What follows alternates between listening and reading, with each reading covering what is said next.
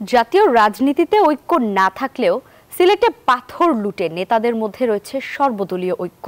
এই ঐক্য এতটাই যে শুধু বিএনপি এনসিপি নয়, পাথর খেকোদের সাথে একই কাতারে জামায়াতে ইসলামী ও ফ্যাসিস্ট আওয়ামী লীগ নেতারাও। এদের কেউ মাঠ পর্যায়ে, কেউ বা কমিশন প্রাপ্ত, শক্তভাবেই তাদের সহায়তা করেছে প্রশাসন। লুটের জন্য হওয়া রাজনৈতিক ঐক্য লজ্জাজনক বলে মনে করছে টিআইবি। রিশাদ হাসানের অনুসন্ধান, ছবি তুলেছেন মেহেদী হাসান সুমন। নজিরবিহীন সাদা পাথর লুটের পর ভোলাগঞ্জ পর্যটন এলাকা এখন বিরান ভূমি। কারা লুট করলো সাদা পাথর, এমন প্রশ্ন ছিল সদ্য সাবেক জেলা প্রশাসকের কাছে।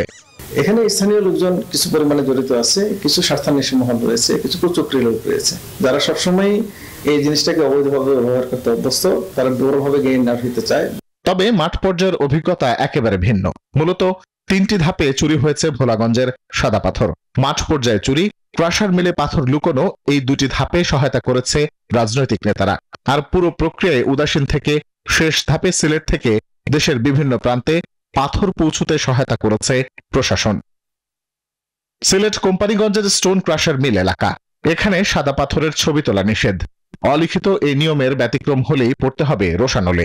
আমার কথা প্রচার করবেন না, আপনি প্রচার করবেন আপনার ইচ্ছা অনুযায়ী, তা তো হবে না ভাই। আপনাকে আমি সাধারণ প্রচার করতে হবে, আমি সাধারণ মানুষ, আমার কথা আপনি প্রচার করবেন।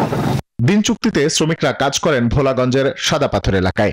নৌকা প্রতি পাথরের মূল্য 8 থেকে 9 হাজার টাকা। এরপর ট্রাকে করে নেওয়া হয় স্টোন ক্রাশার মিলে। কোম্পানিগঞ্জ ও এর আশপাশের বেশিরভাগ ক্রাশার মিলের মালিক আবার বিভিন্ন রাজনৈতিক দলের নেতা।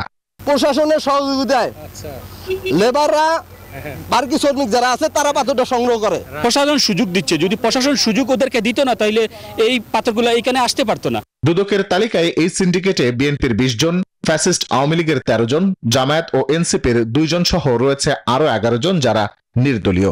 যদিও পাথর চুরিতে নাম আসায় প্রতিবাদ জানিয়েছে তারা।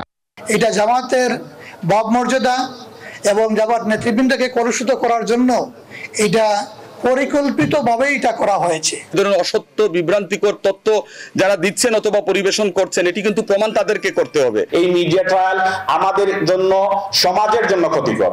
তো আপনাদের কাছে এই দাবি রাখতে এসেছি যে এই মিডিয়া ট্রায়াল অবিলম্বে বন্ধ করতে হবে। অথচ জোটের এক নেতার বাসায় গিয়ে তাকে পাওয়া না গেলেও বাড়ির পাশে মিলে সাদা পাথরের স্তূপ ও ট্রাকের সন্ধান। রাতের আধারে কে বা কে আনিয়ে যেন ফালায় রাখছে পাথরগুলা। তো এখনো পর্যন্ত আমরা খোঁজাখুঁজি করছি, কোনো মালিক আমরা এখনো পাই নাই আর কি। এখানে পাথর ফেলার কে ফেলাইছে না আমরা তো জানি না। গেল বছর পাথর চুরির এই সিন্ডিকেট ছিল আওয়ামী লীগ নেতা আব্দুল জব্বারের হাতে। 5ই আগস্টের পর তা চলে যায় বহিষ্কৃত বিএনপি নেতা শাহাবুদ্দিনের হাতে। আর এর মধ্যে দিয়েই শুরু হয় সর্বদলীয় ঐক্য। একে একে যোগ দেন সিলেট মহানগর জামায়াতের আমির মোহাম্মদ ফখরুল ইসলাম ও সেক্রেটারি জয়নাল আবেদিন।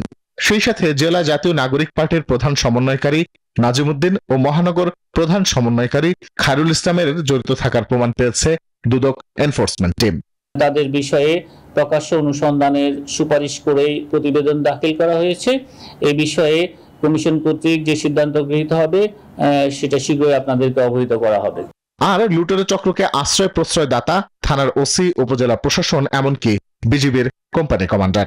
অনেকবার অভিযোগ করেও মেলেনি প্রতিকার বলে জানান স্থানীয়রা। কোম্পানিগঞ্জ থানার ওসি, কোম্পানিগঞ্জ থানার ইউনো, আর ওইখানের যে বর্ডার এর যে কোম্পানি কমান্ডার, ওই ভদ্রলোক, এই 3 জন হচ্ছে পুরো সরকার। সে প্রশাসনের এগুলো জিও আছে, ইউনো স্যারে বলা হয়েছে, ইউনো স্যারে তো এগুলো নেয় না। দেশের প্রয়োজনের বদলে লুটের জন্য হওয়া রাজনৈতিক ঐক্য লজ্জাজনক বলে মনে করছে টিআইবি। নতুন রাজনৈতিক শক্তি বিকশিত হলে তারাও কিন্তু এটাকে রোল মডেল হিসেবে করলে পরিণতি তারা নিয়োজিত হবে এবং আত্মঘাতী ব্যবস্থা নেবে। সেটারই দৃষ্টান্ত হচ্ছে এই যে পাথর চুরিতে এক ধরনের সংঘবদ্ধভাবে থেকে যারা জড়িত, তারা সকলেই কোনো না কোনো রাজনৈতিক পরিচয় নেতা কর্মী হিসেবে যারা তাদের অংশ। মাত্র কয়েক মাসে ভোলাগঞ্জ থেকে লুটপাট হয়েছে প্রায় 2 কোটি ঘনফুট পাথর, যার বিপরীতে প্রতিস্থাপন হয়েছে মাত্র কয়েক লাখ। এই দায় কি এড়াতে পারে প্রশাসন? রিশাদ হাসান, নিউজ 24, সিলেট।